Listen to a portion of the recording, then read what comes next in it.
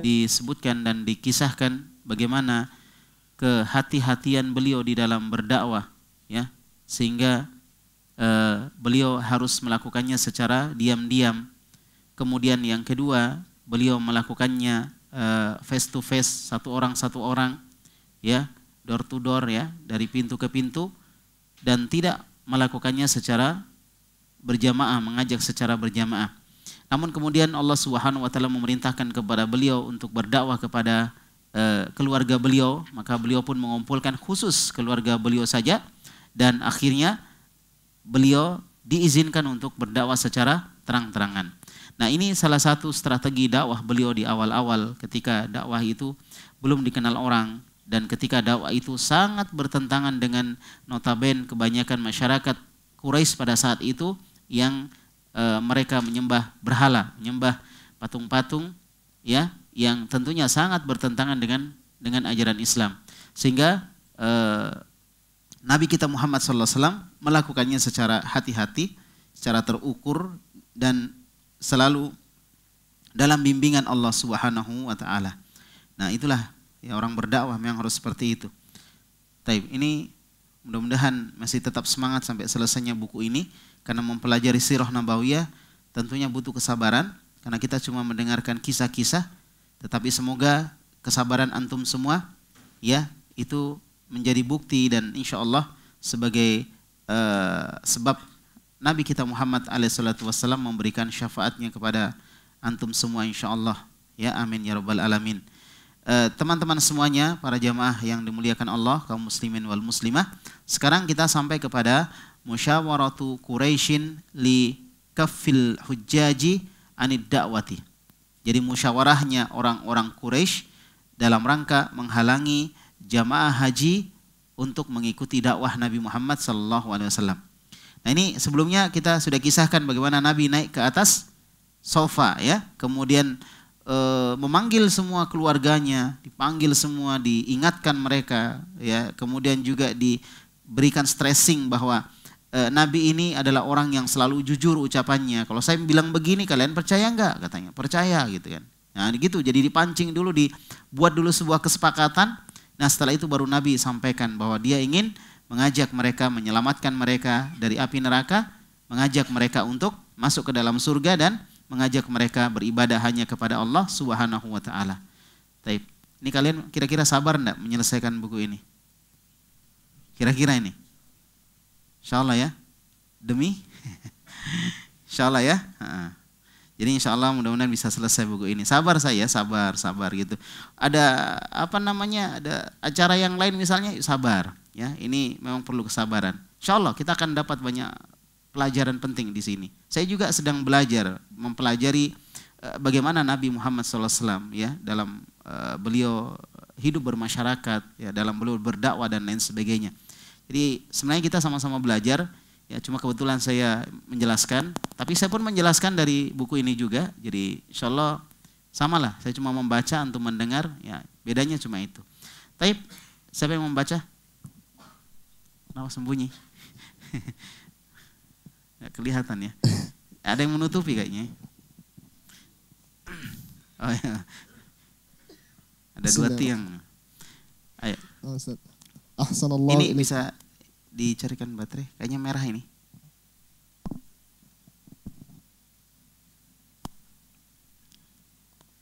Saking lamanya kita belajar sirah sampai mic-nya berwarna merah ini ya. Sudah merah ini.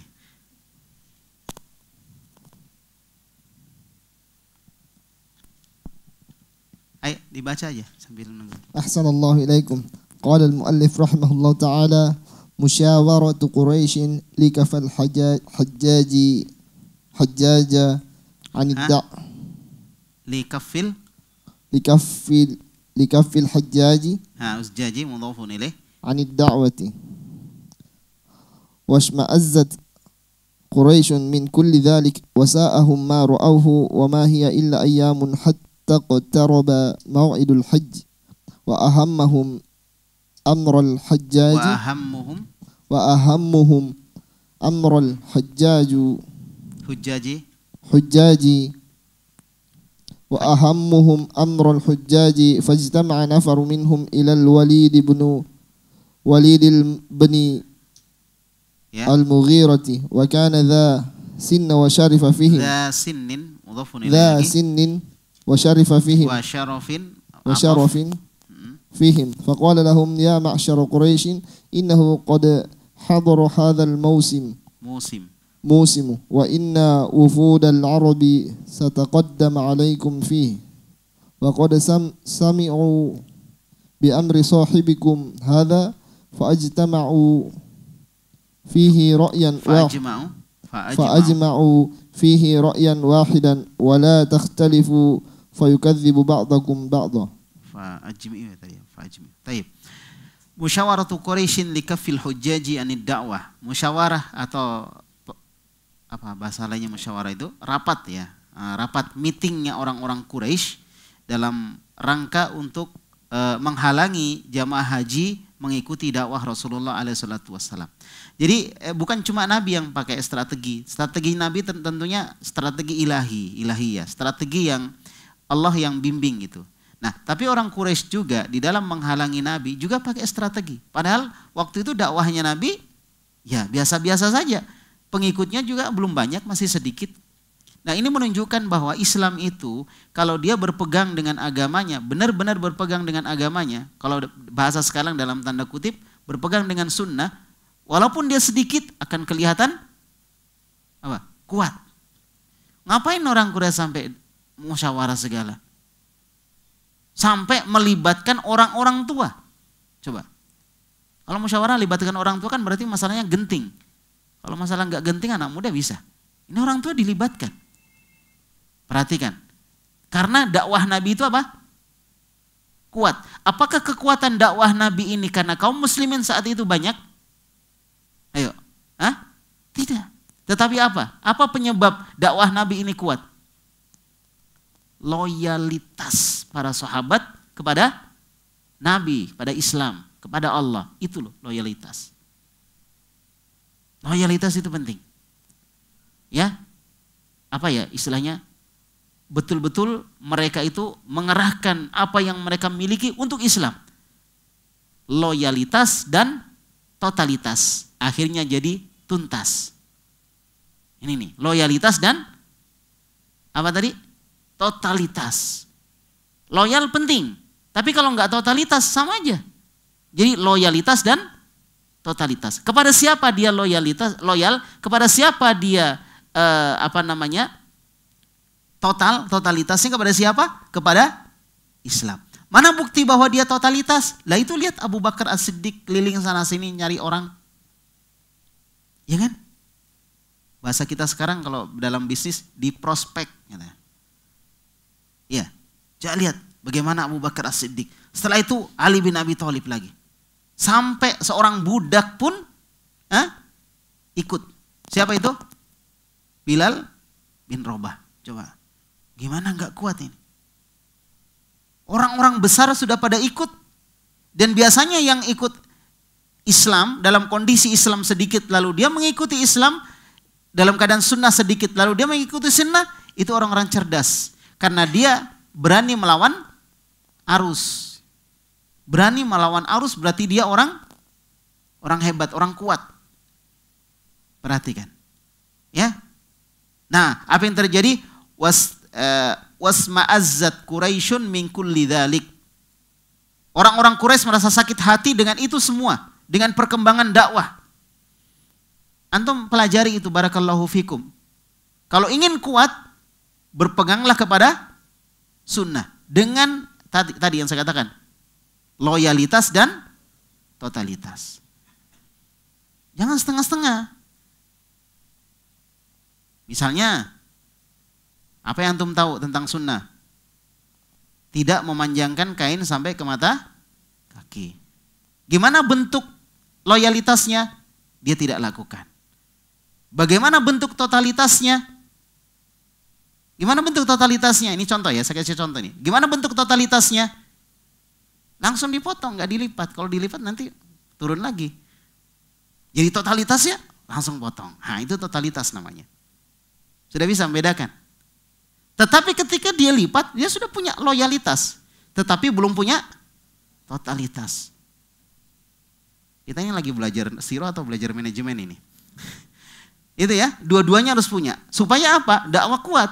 Nah antum kalau misalnya ingin dakwah sunnah bagus, berarti antum harus punya dua-duanya tadi itu. Totalitas dan loyalitas.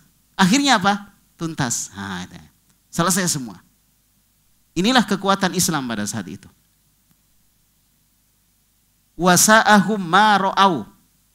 Dan apa yang mereka lihat membuat apa istilahnya? Wasa'a, sa'a itu jelek, membuat mereka jadi buruk begitu. Jelek sekali apa yang mereka lihat. Padahal bagus, cuma pada sisi pandang mereka nggak bagus. Ini dakwah Islam kok semakin besar ini. Tapi waktu itu masih kecil. Kalau seandainya orang Quraisy ingin menumpas kaum muslimin saat itu, bisa atau tidak? Bisa. Tetapi kenapa mereka tidak berani? Karena mereka melihat kekuatan kaum muslimin dengan jumlah yang sedikit. Kam min fi'atin qalilatin ghalabat fi'atan katsira.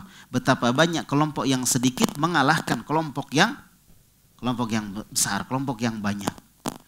Jadi jangan sekarang nggak usah cerita banyak sedikit. Siapa yang totalitas, siapa yang loyalitas, dialah yang insya Allah akan diberikan oleh Allah Subhanahu wa taala kekuatan. Ya, jadi antum fokus dengan sunnah, fokus dengan dakwah sunnah. Nah, wa ma hiya illa ayyamun hatta iktaraba mau'idul hajj. Nah, kenapa mereka melihat perkembangan Islam itu mereka lihat sebagai sesuatu yang buruk, nggak bagus untuk mereka? Itu tidak lain kecuali ada hari-hari yang akan datang sudah dekat, yaitu hari-hari pelaksanaan ibadah haji. Jadi waktu itu sudah ada haji ya, cuma mungkin ada beda-beda sedikit lah dengan haji-haji yang dilakukan sekarang ini. Jadi ala kulli hal sudah dekat waktu haji. Apa imbasnya ketika dakwah itu terus berkembang sedangkan musim haji sudah tiba? Apa imbasnya? Nanti semakin banyak orang yang dengar dakwah Islam. Dan mereka tahu kalau orang dengar dakwah Islam dia pasti apa? Ikut. Makanya lihat nanti gimana provokasi yang dilakukan oleh orang-orang Quraisy terhadap dakwah Nabi Muhammad SAW. Tapi orang dulu masih jujur. Ketika mau kita bikin provokasi begini, yang lain, oh jangan, Nabi nggak begitu. Kita bikin yang begini, oh jangan, Nabi nggak begitu. Mereka masih jujur. Nah sekarang ketika ada orang melihat dakwah sunnah semakin besar, adakah orang yang membuat sebuah provokasi untuk menghalangi dakwah sunnah itu hari ini? Ada. Jadi sebenarnya teorinya sama. Makanya kita hadapi apa yang mereka lakukan dengan yang dilakukan Nabi Muhammad SAW. Itu tadi yang saya katakan. Sahabat itu nggak pernah turun loyalitasnya, tidak pernah turun totalitasnya. Apa yang mereka punya, mereka kerahkan. Berani nggak antum korbankan yang antum miliki untuk sunnah, untuk dakwah hari ini? Ya, berani nggak kalau sedekah nggak lihat-lihat dulu? Oh uang abu-abu, oke lah. Wah uang merah jangan dulu gitu. Itu namanya loyal pada sunnah. Ketika sunnah ini butuh dana misalnya, dakwah ini butuh dana, antum, saya cuma punya segini, keluarkan. Oh saya cuma bisa bantu tenaga, keluarkan. Saya cuma bisa bantu pikiran, sumbangkan. Itu namanya totalitas. Semua yang kita miliki untuk dakwah. Antum siap enggak? Siap tidak ini? Nah, ya, usahakan. Itulah kekuatannya. Kalau kita tidak totalitas, ya udah kita akan seperti ini terus. Dan kalau bukan kita yang mengambil itu, orang yang akan ambil. Kalau pahala itu kita tidak rebut, orang yang akan rebut pahala itu. Pahala itu pasti akan terambil orang gitu. Pahala berkembangnya sunnah itu akan diambil orang. Posisi-posisi yang antum bisa masuk kemudian antum nggak masuk, orang akan ambil. Ya antum cuma punya dua pilihan, ambil atau enggak. Yang jelas itu akan diambil. Kalau bukan antum, orang lain yang ambil.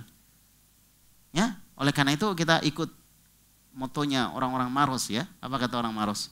Kalau bukan kita, siapa lagi ya gitu. Coba ya, Masya Allah, perhatikan. Jadi waktu haji sudah dekat. Ini dakwah semakin berkembang. Kalau orang haji pada datang, nanti Muhammad mendakwai mereka, yakin dakwah Islam itu akan semakin menyebar keluar. Nah itu bahaya katanya. Kalau Islam sudah menyebar keluar bahaya, kita bisa kecil. Nah jadi waktu itu orang Quraisy merasa bahwa dia adalah suku yang besar. Tapi kalau Islam berkembang, diikuti oleh suku-suku lain, nanti orang Quraisy jadi kecil. Semakin berkembang dakwah. Ya. Wa ahammuhum atau ya wa ahammuhum amrul hujjat. Jadi yang paling penting bagi mereka itu adalah masalah para haji.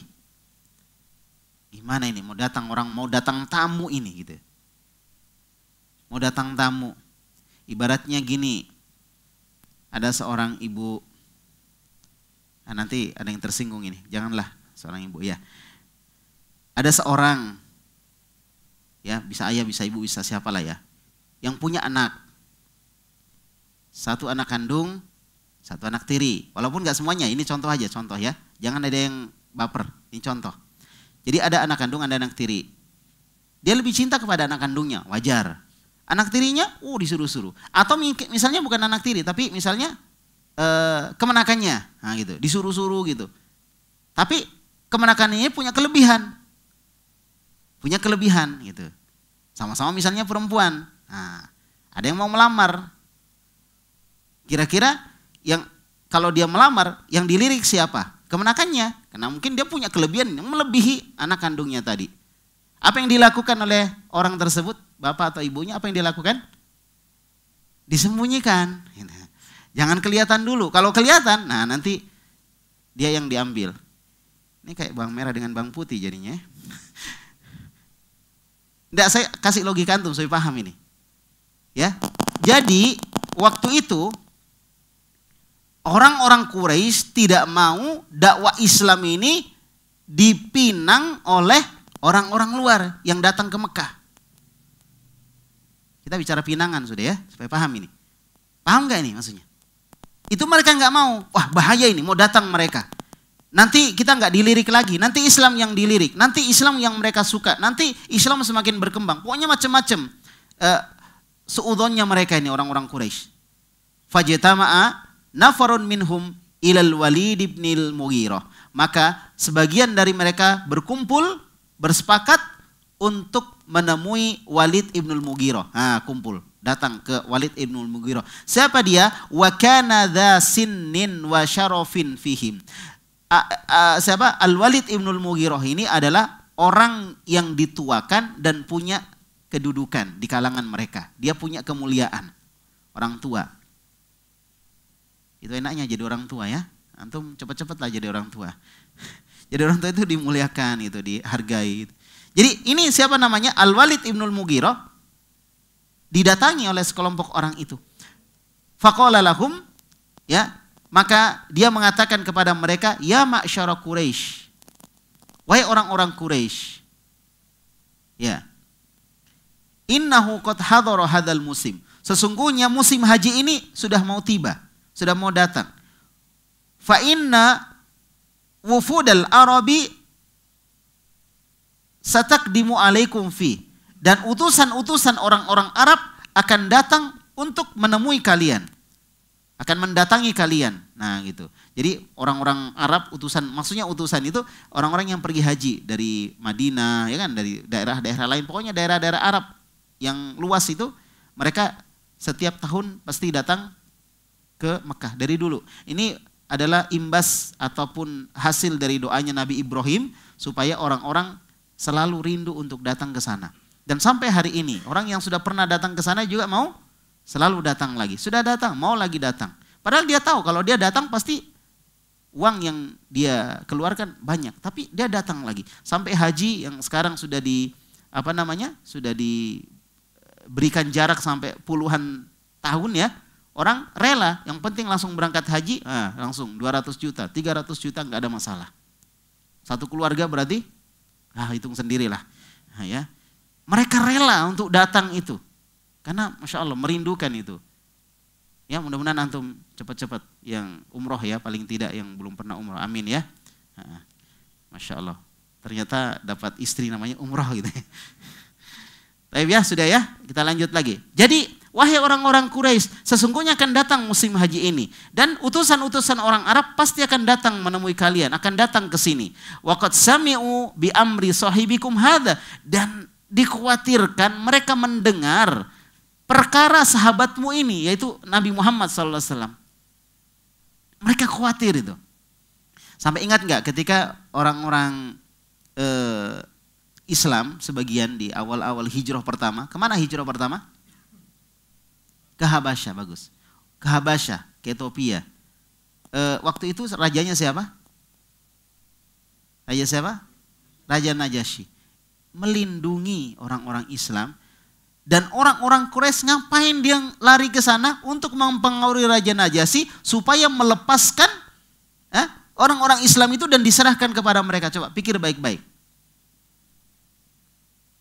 Karena Islam itu menakutkan memang. Tapi syaratnya tadi apa? Totalitas dan loyalitas. Itu syaratnya. Kalau mau melihat Islam itu menakutkan. Menakutkan bukan dari sisi bahwa Islam itu kejam, tidak. Tapi menakutkan dari sisi dia punya wibawa. Pernah lihat bapak yang punya wibawa? Takut nggak? Dekat aja takut ya. Baru dia batuk kita sudah lari itu. Pernah nggak ngapa-ngapain, dia cuma batuk, kita udah lari. Karena dia punya wibawa. Islam itu punya wibawa. Tetapi kapan Islam punya wibawa? Kalau umatnya itu berpegang teguh dengan sunnah. Tapi kalau umatnya tidak berpegang teguh dengan sunnah, Islam jadi tidak berwibawa. Islam berwibawa karena umatnya berpegang teguh dengan sunnah. Itu dicamkan baik-baik. Sehingga Islam dulu Masya Allah masih banyak orang yang berpegang teguh dengan sunnah. Itu Islam ditakuti. Karena berwibawa. Ya, karena berwibawa. Nah seperti itu. Nah kemudian mereka akan dengar perkara temanmu ini. Ya, fa'ajima'u fihi ra'yan wahidan. Ayo kumpul semua. Ayo kumpul, kita bicarakan. Kita sepakati satu pendapat. Supaya kita sama. Jangan si fulan bilang begini, si fulan lagi bilang begini. Nanti orang, oh ini yang benar yang mana? Akhirnya mereka mau kepo, cari tahu. Ayo kita sepakati satu kesepakatan. Apa yang mau kita katakan kepada utusan-utusan dari berbagai negara yang mau datang ke sini untuk haji tentang Muhammad ini. Gitu ya. Jadi mereka mau rapat. Wala takhtalifu, dan janganlah kalian takhtalifu. Apa? Berbeda-beda pendapat. Coba ya, orang musyrikin saja maunya bersatu. Padahal hukum asalnya orang musyrikin itu suka berpecah. Makanya disebutkan wala takunu minal musyrikin. Jangan kamu seperti orang musyrik. Minal ladzina farraqu dinahum wa kanu syi'a. Ya, di mana mereka memecah agama mereka menjadi golongan-golongan. Ya, kullu hizbim bima ladaihim farihun. Setiap golongan saling membanggakan golongannya. Nah, seperti itu. Jadi orang-orang musyrik ini mengatakan jangan berbeda-beda pendapat. Jangan berbeda-beda pendapat. Fayukadzibu ba'dukum ba'dha. Nanti sebagian dari kalian akan mendustakan, mengingkari sebagian yang lain. Nah, gitu. Sudah paham ya? Nah, sudah disepakati. Jadi Al-Walid Ibnul Mughirah yang membuat ajakan untuk rapat. Ayo rapat, ayo meeting kita. Akhirnya terjadilah meeting. Jadi dari dulu memang di zaman terdahulu juga ya, orang-orang Quraisy sudah terbiasa rapat. Mereka ada tempat namanya Darun Nadwah. Mereka biasa rapatnya di situ. Untuk rapat-rapat berkaitan dengan masalah kemasyarakatan. Nah, jadi dari dulu sudah ada rapat seperti itu. Baik, lanjut lagi. Kita dengar rapat mereka. Kita curi dengar ya. Mumpung kita nggak dilarang nih curi dengar. Mereka mau rapat nih. Kita dengar apa yang mereka katakan dan bagaimana hasil rapatnya. Tafadhol silakan. ثم قال رحمه الله تعالى قالوا أنت فقل وأقم لنا رأيا نقول به. Baik. Qalu, mereka bilang anta faqul. Yang bunyi yang mana? Ya gitu. Qalu anta faqul. Mereka mengatakan, wahai Walid Ibnul Mughirah, kamulah bicara dulu. Orang tua dulu. Ya. Wa aqim lana ra'yan naqulu bihi, sehingga kami berikan kami sebuah pendapat yang kami juga berpendapat dengan pendapat itu. Nah, gitu. Jadi mereka ya udah kita terima bereslah. Apa kata Al-Walid Ibnul Mughirah itu kita ikuti. Gitu kan? Maunya mereka ini. Ya, kamu aja yang berpendapat, jangan kami ini, kami masih muda semua. Ya, kamu yang sudah tua ya, sudah kamu yang berbicara gitu. Kemudian kata Al-Walid ibn al-Mughirah, la, bal antum faqulu asma. Tidak, saya nggak mau. Tetapi kalian yang harus berpendapat, kalian harus berbicara. Nanti saya dengar apa pendapat kalian. Jadi apa pendapat kalian? Saya mau dengar. Jadi apa istilahnya? Lempar-lemparan apa istilahnya? Lempar-lemparan kesempatan. Al-Walid bin Mughirah dikasih kesempatan, dia nggak mau, dia malah nawarkan ke mereka untuk menyampaikan sesuatu yang Al-Walid ibn Mughirah mau mendengarkannya. Ini menunjukkan kebingungan. Jelas ya? Kebingungan, ketidakjelasan, mau mulai dari mana? Orang kan rata-rata mulai dari nol ya, tapi dia nggak tahu dia mulai dari mana. Mulai dari mana gitu ya? Jadi dia bingung. Dari Al-Walid bin Mughirah nggak berani bicara, atau dia menunggu pendapat dari yang lain, yang lainnya juga menunggu pendapat orang tua Al-Walid ibn Mughirah. Taib, ayo silakan kita lanjut. Apa yang mereka katakan tentang Muhammad sallallahu alaihi wasallam? Qalu naqulu kahinun. Qala ma huwa bikahinin laqad ra'ayna al-kahhan fama huwa kuhan fama huwa bizamzamatil kuhan wala bisuja'ihim. Jadi yang pertama, qalu, mereka bilang, gimana kalau kita namakan saja atau kita panggil dia kahin. Kahin apa? Dukun. Muhammad itu dukun. Jadi wahai orang-orang haji, jangan dekat sama Muhammad. Muhammad itu dukun. Gimana kalau kita bilangi saja dia dukun? Kita kasih label, kita kasih gelar dia dukun. Benar nggak ini? Nggak benar. Makanya Al-Walid ibn Mughirah yang hatinya masih bersih, yang otaknya masih bersih, nggak mau bilang dia dukun. Jujur ini namanya. Nakal tapi jujur. Gentle itu. Daripada sebagian orang yang menuduh mereka yang berpegang dengan Islam, berpegang dengan sunnah, dengan tuduhan-tuduhan yang sama sekali nggak benar. Paham ya? Sama sekali tidak benar. Tuduhan inilah, itulah, nggak benar. Tuduhan-tuduhan yang menyimpang. Ya. Jadi ini strategi kayak gini, nuduh-nuduh orang, mengecap orang dengan cap-cap tertentu, itu dari dulu begitu. Itu biasa. Kalian biasa dituduh dengan Wahabi? Hah? Itu biasa. Tuduhan-tuduhan begitu. Padahal nggak nempel di antum semua, mungkin karakteristik dari orang yang disebut dengan Wahabi itu. Ya, atau orang yang mendakwahkan itu nggak cocok kalau digelari dia dengan Wahabi, pengikutnya Al-Wahhab. Karena Al-Wahhab itu siapa? Siapa Al-Wahhab? Ayo, saya ingin tahu. Siapa Al-Wahhab? Nama Allah itu. Makanya disebut Abdul Wahhab. Hambanya Al-Wahhab. Apa itu Al-Wahhab? Pemberi karunia. Itu nama Allah. Jadi kalau Wahabi berarti apa? Pengikutnya Al-Wahhab. Siapa Al-Wahhab? Allah. Berarti Al-Wahabi artinya pengikutnya Allah. Kan nggak cocok. Namanya Muhammad ibnu Abdul Wahhab. Bapak orangnya namanya Muhammad, bapaknya Abdul Wahhab. Jelas? Al-Wahhab itu nama Allah. Harusnya apa namanya? Kalau mengikuti Muhammad bin Abdul Wahhab berarti pengikutnya namanya apa? Muhammadi. Kalau mau dimuannaskan jadi Muhammadiyah. Muhammadi. Tapi mereka nggak mau bilang Muhammadi. Kalau Muhammadi berarti pengikutnya Muhammad dong. Nah, gitu. Ya memang pengikutnya Muhammad, kan Muhammad bin Abdul Wahhab. Jadi akhirnya dituduh dengan nama apa? Wahabi. Dan itu tidak cocok, nggak pas. Yang dipaksakan. Nah ini tadi, orang-orang Quraisy mengatakan, kita sebut saja Muhammad itu dengan kahin, dukun. Maka kata Al-Walid ibnul Mughirah, ma huwa bikahin. Bukan, dia bukan dukun. Jangan bilang dukun, dia bukan dukun. Nah ini jujur nih. Orang jujur. Dia bukan dukun. Laqad ra'ainal kuhan. Sungguh kita telah melihat siapa itu para dukun, bagaimana modelnya, gimana karakteristiknya, bagaimana sepak terjangnya, bagaimana ciri-cirinya, apa perbuatannya. Kita tahu siapa itu kuhan, para dukun. Enggak seperti Muhammad, beda. Fama huwa bi zamzamatil kuhan. Ya, fama huwa bi zamzamatil kuhan. Nabi itu enggak pernah melakukan perbuatan-perbuatan para dukun, enggak pernah. Kok kamu mau bilang dukun? Nah, enggak setuju Al-Walid ibn al-Mughirah. Ini namanya apa namanya nih?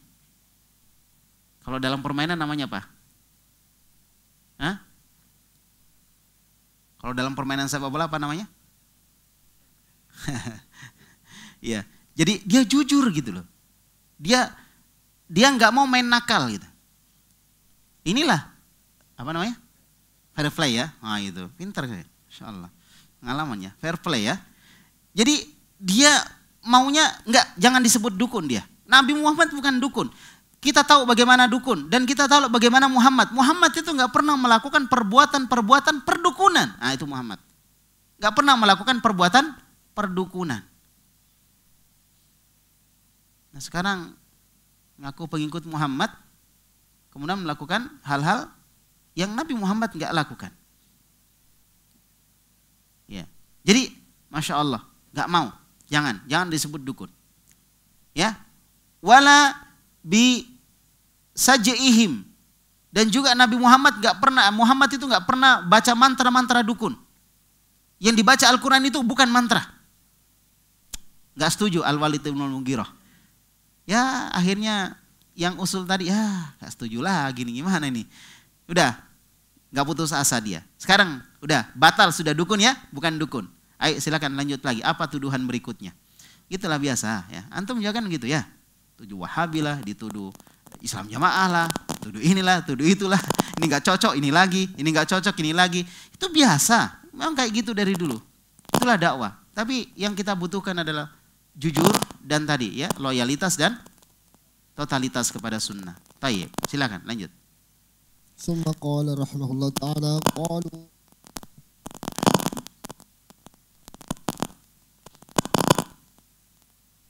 qalu fanaqulu majnunun.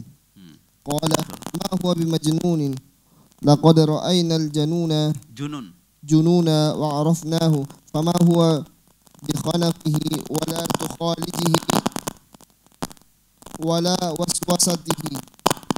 Iya. Kemudian yang kedua, kalau mereka bilang fanaqulu majnun. Nah, gimana kalau kita berikan gelar kepada dia orang gila? Ini lebih nggak cocok lagi. Sisi mana Nabi Muhammad itu gila? Ya, kita panggil saja orang gila.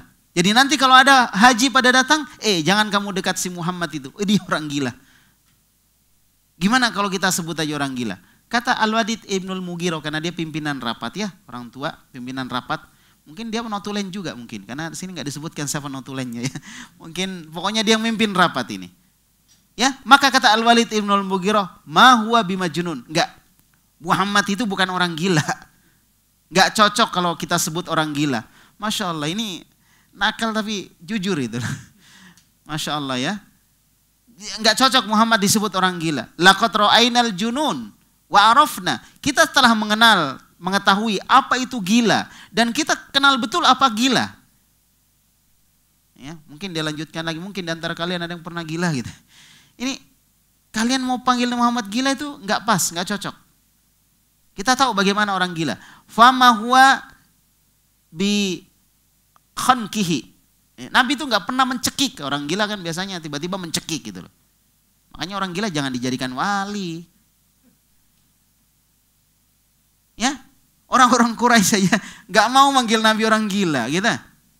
Makanya jangan orang gila jadikan wali, masih banyak orang waras. Orang waras ya. Kalau mau jadikan wali benar-benar mau pengen punya wali Allah ya. Orang waras lah, yang cerdas, waras gitu, yang pinter, yang bisa menyampaikan. Orang gila nggak cocok lah, nggak pas jadi wali ya. Nah, jadi orang gila itu biasa mencekik. Nabi nggak pernah mencekik. Ya, wala tukhalijuhu. Orang gila itu juga apa? Linglung. Nabi nggak pernah linglung. Nggak pernah linglung Nabi itu. Wala waswasatihi. Ya, waswasa artinya berbicara sendiri. Nabi nggak pernah bicara sendiri. Kata Al-Walid Ibn Al-Mughirah, enggak, saya enggak setuju. Ma huwa bimajnun, dia bukan orang gila. Masya Allah ya, udah dua ini tuduhan ya, bukan. Makanya dari sekian banyaknya orang yang benci misalnya, kemudian ditanya dia, gimana kalau kita gelari si ini? Ah enggak, dia bukan begitu, kan gitu ya. Tetap ada sebagian orang-orang yang tetap membela, walaupun bukan mereka juga misalnya tidak totalitas terhadap sunnah, tetapi enggak juga mau mengatakan yang bertentangan dengan apa yang mereka lihat. Kita bicara di hari ini. Nah itu juga terjadi di zaman terdahulu. Di zaman terdahulu. Sehingga Al-Walid Ibn Al-Mughirah enggak mau menggelari Rasulullah walaupun dia benci dengan Rasulullah, ingin menghancurkan Rasulullah dan ingin dakwanya tidak berkembang, tetapi beliau maunya main jujur. Jangan nuduh yang tidak ada pada Nabi. Kenapa? Nanti akan jadi blunder ke kita. Kau bilang orang gila, ternyata tidak seperti itu yang kami lihat. Nah, kan jadi blunder, berarti kalian yang dusta gitu. Kau bilang Nabi pendusta, padahal kamu yang dusta gitu. Jadi blunder. Jadi nggak mau, ini orang tua mikirnya panjang gitu. Ya, jadi dia nggak mau seperti itu. Kemudian lanjut lagi, sudah dua gagal tadi usulan. Usulan pertama apa tadi? Dukun, gagal. Ya, karena Nabi bukan dukun. Yang kedua, orang gila. Nggak pas juga, ditolak sama Al-Walid Ibn Al-Mughirah karena dia mukul palu ya. Nah, terus yang ketiga apalagi tuduhannya? Summa qalu fanaqulu sya'irun. Qala ma huwa bisyairin laqad arafna asy-syi'ra kullahu rajazahu wa hajzahu wa qaridahu wa maqbudahu wa mabsutahu fama huwa bisy'iri. Baik. Kemudian mereka bilang lagi qalu fanaqulu syairun. Gimana kalau kita bilang saja dia tukang syair? Kalau tukang syair kan biasa bikin syair gitu. Jadi enggak usah terlalu diperdulikan gitu kan. Bahasanya indah karena itu bahasa syair gitu. Maka Al-Walid bin Mughirah mengatakan, "Ma bisyair." Enggak, Nabi Muhammad itu bukan penyair. Bukan ahli syair. Laqad arafna syi'ra kullah. Kita sudah mengenal bagaimana bentuk-bentuk syair. Bagaimana bentuk-bentuk syair. Rajazahu, bentuk rojasnya, ini bentuk-bentuk syair. Hajazahu, bentuk hajasnya. Ya, qaridahu, bentuk qaridohnya. Atau makbudohu, bentuk makbudohnya, atau mabsutohu, atau bentuk mabsutohnya. Fama huwa bisyairi, dan itu yang disampaikan Nabi bukan syair. Itu ayat-ayat Quran, bukan syair. Jadi ayat Quran itu bukan syair, nggak sama. Ya, jadi bahasa Al-Quran memang bahasa Al-Quran dan bukan syair. Makanya Al-Walid bin Mughirah tetap nggak setuju, kekeh dia bilang Nabi bukan seorang ahli syair, dia bukan penyair. Sudah tiga ya. Yang keempat, tuduhan keempat, banyak juga ini persiapan mereka ya. Masyaallah. Ya, yang keempat, qalu fanaqulu sahirun. Qala ma huwa bisahirin laqad ra'ayna as-sahara wa sihrahum fama huwa binafathihi wala bi'aqdihi. Baik. Yang ke berapa ya sekarang? Yang keempat, tuduhan keempat. Qalu fanaqulu sahir. Bagaimana kalau kita gelari saja, kita panggil saja atau kita sebut saja itu dengan tukang sihir? Tukang sihir. Maka Al-Walid bin Mughirah tetap enggak setuju. Ma huwa bisahir. Enggak, Muhammad itu bukan tukang sihir. Enggak mau dia.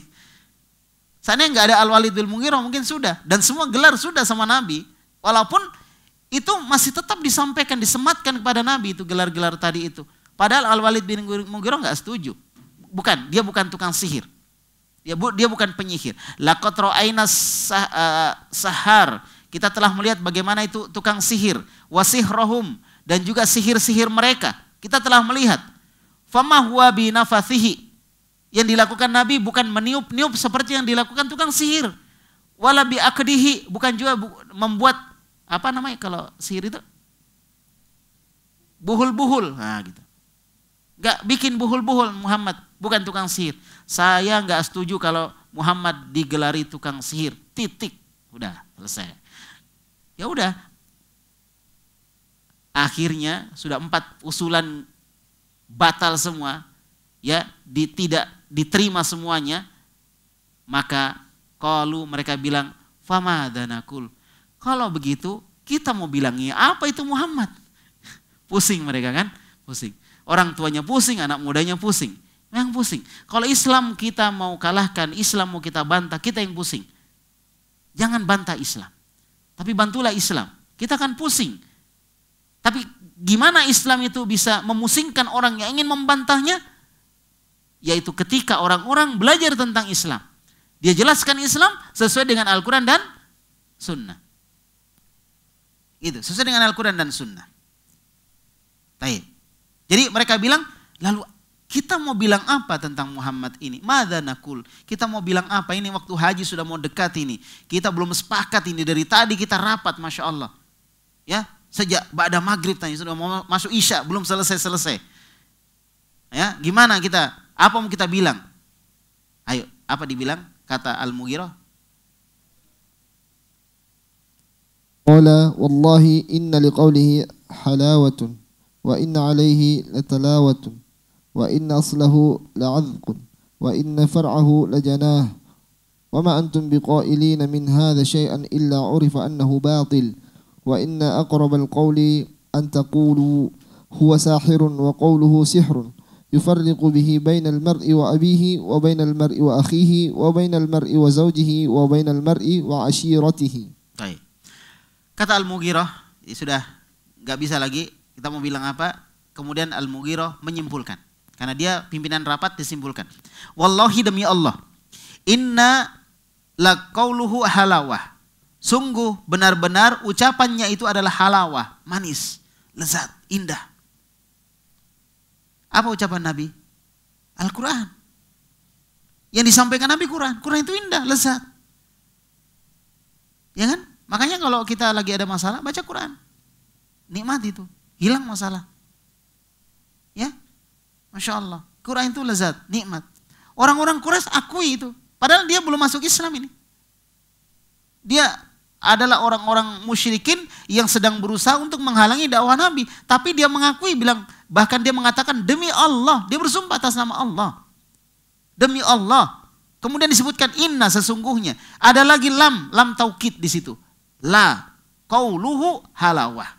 Benar-benar ucapannya itu, ucapan Muhammad itu adalah halawah. Manis, indah. Makanya kalau mau sering mendapatkan keindahan, ya sering baca Al-Quran, sering baca hadis. Karena indah-indah bahasa-bahasa yang digunakan. Wa inna alaihi latolawah. Dan atas ucapan itu ada keindahan. Tadi lezat, ada juga keindahan. Wa inna aslahu la'adkun. Ya. Dan asalnya, pokoknya itu bertandan yang bercabang-cabang. Jadi dari satu ucapan itu kalau mau dirinci-rinci lagi jadi panjang. Coba lihat Al-Quran. Ada nggak tafsir yang panjang? Ada, sampai panjang tafsirnya. Qurannya cuma 1 jilid, ketika ditafsirkan panjang. Ada yang menafsirkan panjang sekali.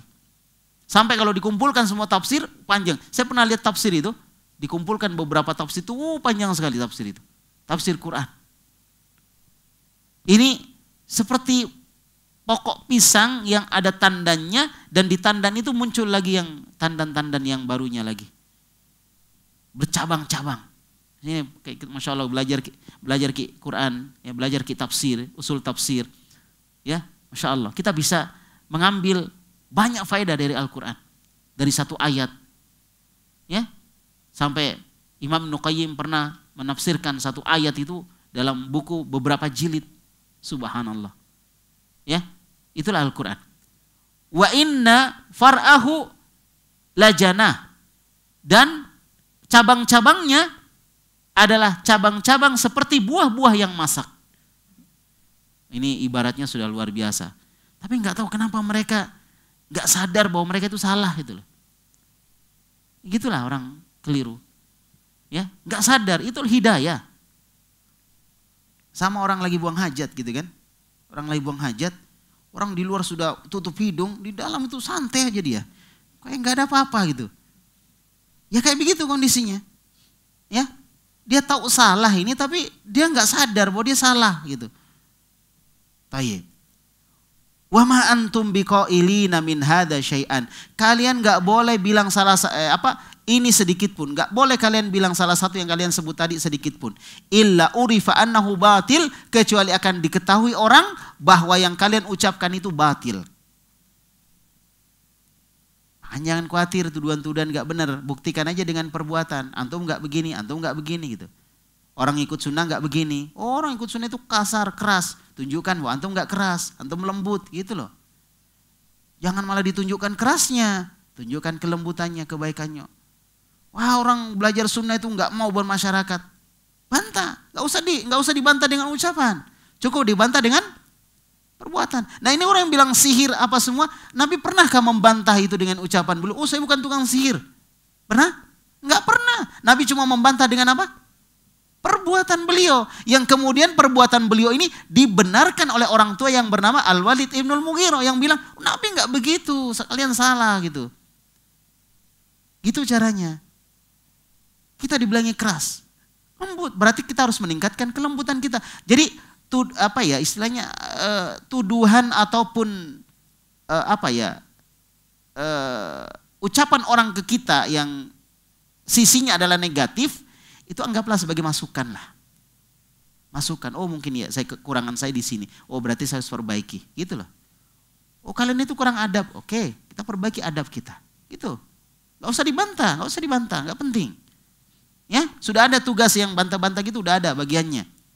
Biasanya Facebooker ya, suka bantah-bantah itu, nggak tahu siapa orangnya, siapa ini, pokoknya bantah aja, semangat dia, masya Allah. Apalagi kalau namanya nggak jelas misalnya, ya itu semangat sekali membantah. Ya, misalnya namanya Cinta Sunnah, wah ini kan nggak jelas siapa ini, pokoknya semangat dia membantah. Ya, ala kulli hal kita bantah dengan apa? Perbuatan. Karena itu yang digunakan Nabi. Nabi dituduh tukang sihir. Ya, Nabi dituduh apa tadi? Dukun. Nabi dituduh penyair. Nabi dituduh orang gila. Nah, orang gila. Apakah Nabi pernah membantah secara lisan? Enggak pernah. Jadi memang kalau ada hal yang enggak penting dibantah, enggak penting. Kenapa? Tanpa dibantah sudah kelihatan kebatilannya. Makanya kata Al-Walid Ibnul Mughirah, kalian jangan menuduh Nabi dengan tuduhan-tuduhan seperti yang kalian bilang tadi, sedikit pun jangan. Illa kalau kamu lakukan illa urifa annahu batil. Kalau kamu tetap nekat lakukan, akan diketahui bahwa yang kamu ucapkan itu adalah kebatilan. Ya, makanya kalau kita dituduh nggak mau bermasyarakat, antum bermasyarakat. Nanti orang akan bilang, oh enggak begitu mereka bermasyarakat kok. Nah, kan gitu. Betul atau betul? Iya. Siapa yang bilang bermasyarakat? Bukan kita, orang lain. Yang orang lain ini teman akrabnya orang yang menuduh. Tapi walaupun dia teman akrab, dia tidak membela teman yang menuduh tadi. Yang dibela adalah orang yang dituduh, padahal bukan temannya. Kenapa? Yang dituduhkan oleh temannya keliru. Saya lihat sendiri, kemarin saya dibantu, Masya Allah. Dibantu saya punya utang sama dia nagih saya dibantu untuk supaya saya lunasi utangku. Paham gak? Antum paham? Lambat paham ya? Iya. Jadi bantu orang ya, tunjukkan bahwa kita gak begitu. Oh dia gak mau negur-negur orang, nah kita tegur orang gitu. Paham ya? Itulah cara membantah yang tepat. Gak usah kita ucapkan, gak penting. Wah itu kau itu belajar sunnah saja nggak peduli sama orang, nggak peduli sama ini, nggak pernah kasih bantuan donasi. Ya udah kita kasih donasi ke orang. Oh enggak, mereka kemarin kumpulkan donasi, ada bencana di sini, mereka datang kasih donasi, ada masalah di sini, mereka bantu, ada orang punya utang nih, bayarkan. Gitu. Nah gitu, itulah cara membantah. Dan alhamdulillah teman-teman kita sudah lakukan itu. Dan itu harus kita contoh. Karena inilah yang dilakukan Nabi Muhammad SAW. Jadi kata Al-Walid Ibnul Mughirah, jangan. Kalian kalau bilang gitu pasti akan ketahui kebatilannya. Makanya tuduhan-tuduhan orang kepada pengikut-pengikut sunnah hari ini juga diketahui apa? Kebatilannya. Diketahui kekeliruannya. Diketahui ketidakcocokannya dengan kenyataan. Tapi ini bisa terjadi kalau apa? Kalau antum membuktikan dengan perbuatan antum bahwa yang mereka tuduhkan itu tidak benar. Jelas? Baik. Saya sendiri berapa kali dituduh radikal. Tapi setelah orang kasih, oh ini ceramahnya nih, oh iya bukan radikal. Akan tahu sendiri dia keliru gitu. Ya seperti itulah, kita tunjukkan aja dengan sikap. Ya, baik. Udah masuk Isya belum? Udah masuk? Dari tadi? Waduh. Kita selesaikan dulu ini ya. Ya. Kemudian wa anna aqrabal qauli antakulu dan tuduhan yang paling sedikit cocok gitu. Enggak cocok sebenarnya, tapi sedikit cocok, sedikit pas. Itu adalah kalian mengatakan huwa sahir, dia tukang sihir. Tetapi sihir yang dilakukan bukan seperti tukang sihir kebanyakan. Ini sihir model baru. New magic ini. Ini sihir baru ini. Ya. Taib. Ini sihir baru. Sihrun jadidun gitu bahasa Arabnya. Sihir baru. Kalau bahasa kita new magic ini. Kok bisa? Kok sihir baru? Wa qauluhu sihrun. Karena ucapan Muhammad itu sihir. Dan Nabi pernah bilang ya, sesungguhnya di sebagian ucapan manusia itu ada sihir kan gitu ya. Benar. Tapi salah ketika disandarkan kepada Nabi Muhammad SAW. Tapi ya istilahnya agak ada benarnya walaupun larinya ke negatif. Bagaimana bentuk sihir dari ucapan Nabi? Yaitu Nabi kalau mengucapkan sesuatu, yufarriqu bihi bainal mar'i wa abih. Bisa memisahkan seseorang dengan ayahnya sendiri. Terjadi enggak itu? Terjadi kan? Wah betul gitu. Cuma tuduhan sihirnya yang keliru. Ya, oh Nabi Muhammad itu penyihir. Cuma ya ada misalnya ada 100% misalnya, ada 20%-nya masuk gitu loh. Ya enggak terlalu bohong lah. Ya. Tapi ini namanya memelesetkan kalimat gitu. Ya, memelesetkan kalimat. Jadi dia memisahkan antara anak dengan bapaknya, betul ya? Karena memang Islam itu begitu.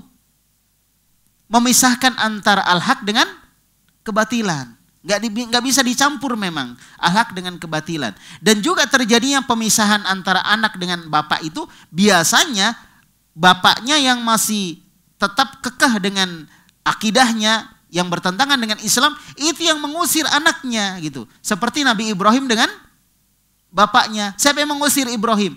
Bapaknya sendiri, bukan Ibrahim yang mau pergi. Dia diusir oleh bapaknya, suruh pergi. Kalau nggak disuruh pergi ya masih tetap. Ingat kisahnya siapa?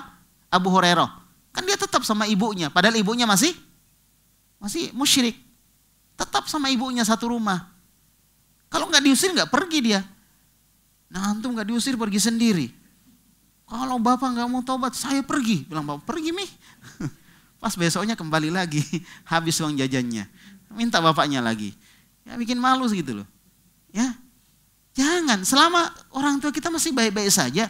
Walaupun anggaplah ada kesalahan, kekeliruan, nanti kita luruskan pelan-pelan. Tapi jangan ditinggal. Ini foto-foto kalau nggak dilepas semua, saya pergi dari rumah. Suruh pergi kita. Rumahnya bapakmu, masa bapak mau pergi? Ya kan, itu. Ala kulihal, ayo lebih bijaklah dalam dakwah itu. Pelan-pelan itu. Pelan-pelan, jangan tergesa-gesa dalam dakwah. Perlu kesabaran. Coba lihat Nabi Muhammad SAW, ya Masya Allah. Ini begitu. Yufarriqu bihi bainal mar'i wa abi. Wa bainal mar'i wa akhi. Antara seorang dengan saudaranya sendiri pisah. Gara-gara Muhammad nih. Kan satu milih jalan kebenaran, satu milih jalan kesesatan. Yang milih jalan kebenaran diusir sama yang milih jalan kesesatan tadi. Ya udah pisah. Jadi pisahnya itu ada alasannya. Bukan karena Nabi, oh tinggalkan aja, enggak. Para sahabat juga ke Madinah karena dia apa? Diusir. Nabi Muhammad mau dibunuh, akhirnya Nabi Muhammad pergi. Nabi Muhammad meninggalkan Mekah itu berat atau enggak? Berat. Mekah itu adalah tanah paling suci. Makanya sholat di Mekah sama sholat di Madinah, mana lebih banyak pahalanya? Sholat di Mekah, berapa kali lipat sholat di Mekah? 100.000 kali lipat. Sholat di Madinah, di Masjid Nabawi? 1.000 coba. 1.000 dengan 100.000 coba, beda berapa itu? 1.000 dengan 99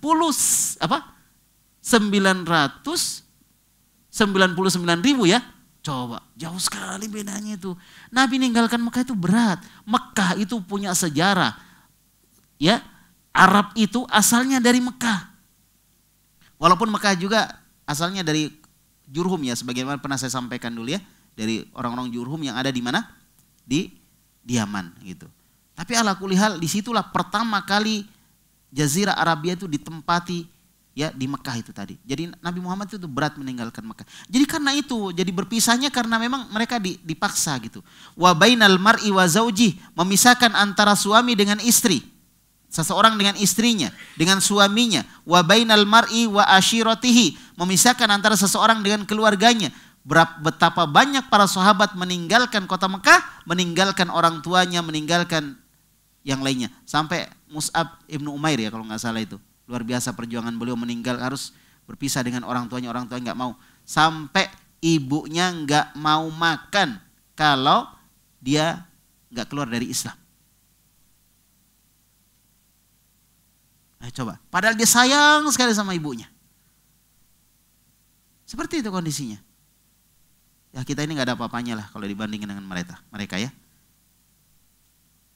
Fatafarraqu anhu ya bidzalik, maka mereka pun berpisah dengan sebab itu. Ya cocok dikatakan tukang sihir aja lah. Karena menyebabkan terjadi perpisahan. Padahal mereka saling sayang, akhirnya pisah. Yang sayang sekali sama keluarganya, pisah juga.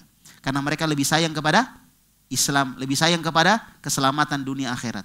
Maka mereka pisah. Ya kalau itu memang harus dilakukan ya dilakukan. Ini namanya apa tadi? Apa namanya tadi? Totalitas. Enggak setengah-setengah. Antum ingin sunnah kita tegakkan sunnah, kita jalankan sunnah. Tapi antum enggak totalitas. Ya enggak jadi. Harus totalitas memang.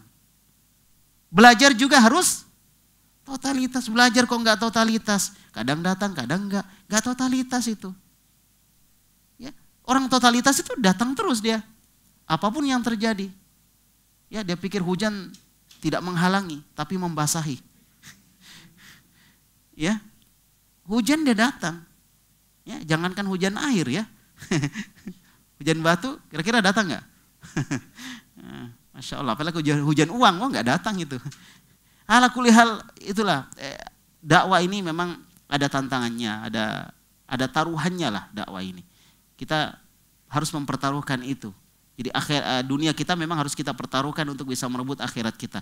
Oleh karena itu barakallahu fikum, maka hendaklah seorang dalam mengejar cita-citanya itu harus totalitas. Antum belajar bahasa Arab harus totalitas.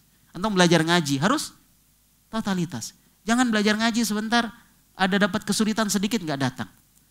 Pas ngaji disuruh baca sama ustadznya, ya takut disuruh baca lagi nggak datang. Takut ditanya nggak datang. Belajar dulu kok misalnya. Ditanya baru mahada dia nggak bisa jawab, nggak datang lagi pekan depannya. Itu namanya tidak totalitas. Yang gini nggak akan berhasil. Harus totalitas. Nah, jadi dengan sebab itulah mereka berpisah. Waja'alu yajlisuna bi subulin nas. Maka kemudian mereka duduk di tempat-tempat manusia lewat. Hina qadimu li musim. Ketika mereka datang untuk melaksanakan ibadah haji ketika musim haji. La yamurru bihim ahadun illa hadzaruhu wa dzakaru lahu amrahu sallallahu alaihi wasallam. Tidaklah ada seorang yang lewat kecuali diingatkan. Diingatkan dia, diperingatkan dan diingatkan tentang Muhammad sallallahu alaihi wasallam. Jangan dekat Muhammad, jangan ini, jangan ini. Tapi kan akhirnya orang jadi penasaran, kok dilarang gitu. Jadi bagus juga dilarang. Jadi ini promosi gratis sebenarnya. Dilarang, oh jangan kamu dekat sana, ngajinya kamu jadi begini-gini. Orang jadi penasaran, apa sih yang diajarkan di sana gitu. Jadi ya alhamdulillah, promosi gratis. Sama ini, promosi gratis. Dilarang orang dekat Muhammad. Orang nanya-nanya, kok bisa dilarang ya? Apa masalahnya? Orang jadi kepo gitu. Namanya manusia, selalu mau cari tahu apa yang terjadi. Gitu.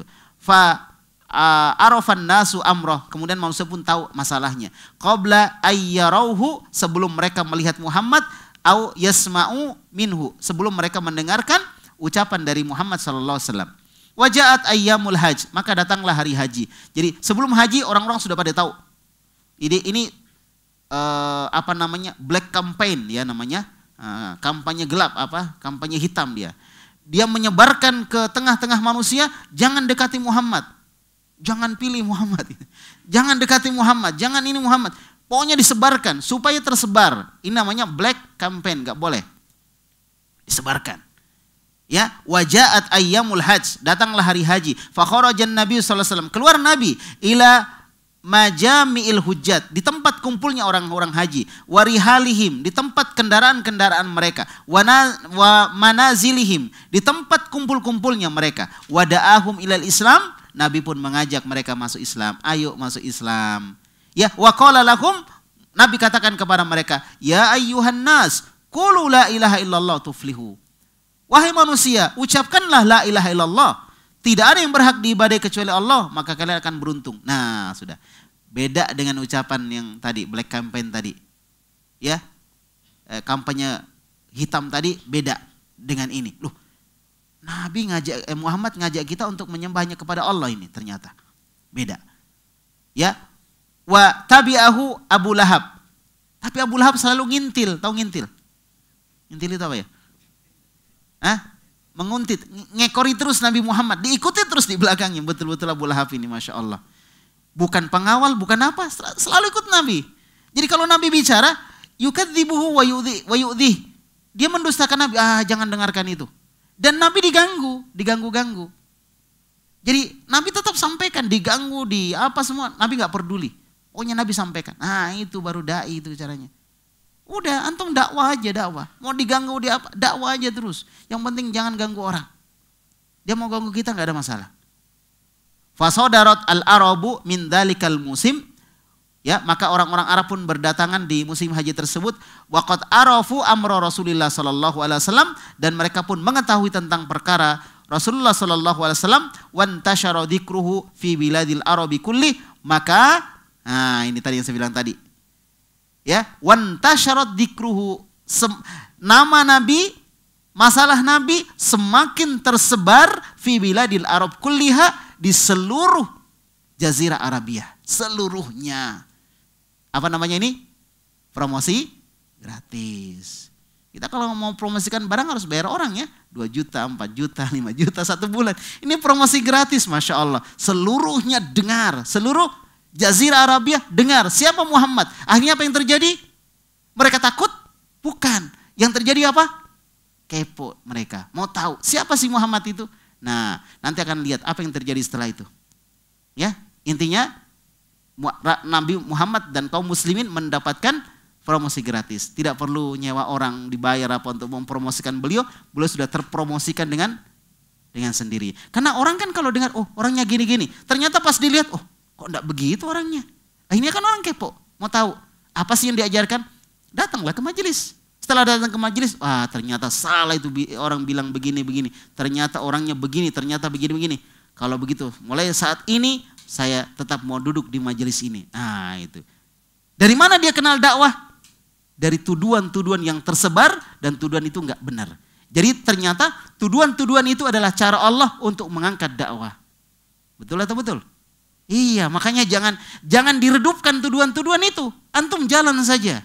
Biarlah dia berkembang, menguap, memanas. Ya, yang penting bukan antum yang bikin panas. Ya, terus lakukan dakwah, terus lakukan dakwah. Itulah cara Allah menyebarkan dakwah, dan itu terbukti dulu dan hari ini. Ya, oleh karena itu istilah lain bolu, lain cakalang, lain dulu, lain sekarang tidak terbukti. Ya, sama, dulu sekarang sama begitu modelnya. Dan hasilnya juga sama. Dakwah tersebar secara gratis karena disebarkan oleh orang-orang yang menuduh dakwah ini dengan tuduhan-tuduhan yang salah. Paham sudah? Itulah pelajaran dalam Sirah Nabawiyah. Barakallahu fikum, semoga Allah menjaga antum semua. Diberikan semangat untuk belajar, ya terutama belajar bahasa Arab, belajar Al-Quran, belajar nulis dan seterusnya. Terus belajar dan wariskan ilmu itu kepada anak cucu antum ke depan insya Allah. Yang belum punya anak cepat-cepat menikah supaya punya anak. Karena antum gak bisa punya anak kalau gak nikah ya. Cepat nikah, punya anak, punya cucu, sebarkan ilmu, sampaikan kepada keturunan antum semuanya. Supaya ilmu itu menjadi amal jariah yang terbesar yang antum miliki. Barakallahu fikum. Gak kaya gak ada masalah ya. Kita miskin gak ada masalah, tapi jangan miskin ilmu. Karena miskin ilmu itu masalah. Paham? Barakallahu fikum. Subhanakallahumma bihamdik. Asyhadu an la ilaha illa anta astaghfiruka wa atubu ilaik. Assalamualaikum warahmatullahi wabarakatuh.